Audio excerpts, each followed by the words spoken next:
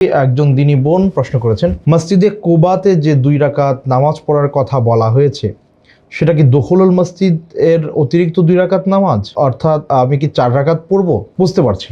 সম্মানিত বোন, রাসূল করিম সাল্লাল্লাহু আলাইহি ওয়াসাল্লামের হাদিসে যেভাবে বলা আছে যে মান তাতাহহারা ফি বাইতিহি আও সুম্মা যাহাবা ইলা কুবা ফাসাল্লা ফিহি সালাহ কাতাবাল্লাহু লাহু কাআজরি উমরাহ। কোন আল্লাহর বান্দা বা বান্দি তিনি যদি তার ঘরে পবিত্রতা অর্জন করেন, গোসলের প্রয়োজন হলে গোসল, ওযুর প্রয়োজন হলে ওযু করে, ইন্টেনশন কি যে আমি কুবা মসজিদে যাব, হয় হেঁটে যাবেন অথবা বাহনে চড়ে যাবেন, সমস্যা নেই। সেখানে গিয়ে তিনি যদি সলা আদায় করেন, এই সলার আদায়ের মাধ্যমেই, এই নামাজ আদায়ের মাধ্যমেই আল্লাহ সুবহানাহু ওয়া তাআলা তার আমল নামায় একটি উমরা আদায়ের সওয়াব দান করবেন। এখন এই সলাতটা কি ফরজ সলাত নাকি নফল সলাত, তাহিয়াতুল মসজিদ না আলাদা কোনো ব্যাপার, স্পেসিফিক করে কোনো কিছু বলা হয় নাই। তো এই জন্যে আপনি যদি এমন করেন যে আমি কুবা মসজিদে যাচ্ছি, সেখানে গিয়ে 2 রাকাত নামাজ পড়বো, সেটা তাহিয়াতুল মসজিদও হতে পারে, সেটা নফল নামাজও হতে পারে। আপনি সেখানে গেলেন, গিয়ে দেখলেন যে ফরজ সলাত শুরু হচ্ছে, তখন ফরজ সলাতও হতে পারে। সো যে কোনো সলাতই আপনি যখন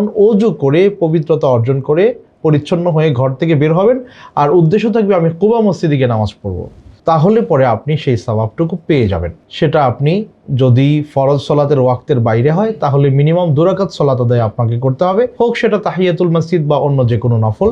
আর যদি ফরজের সময় গিয়ে পৌঁছান তাহলে তো আপনি ফরজ আদায় করলেন, চাইলে আপনি আরো নফল আদায় সেখানে করতে পারেন, তাতে কোনো সমস্যা নাই। অর্থাৎ সর্বনিম্ন 2 রাকাত সলাত আপনি সেখানে আদায় করবেন। গড়তে আগামী স্বপ্নের নেশন।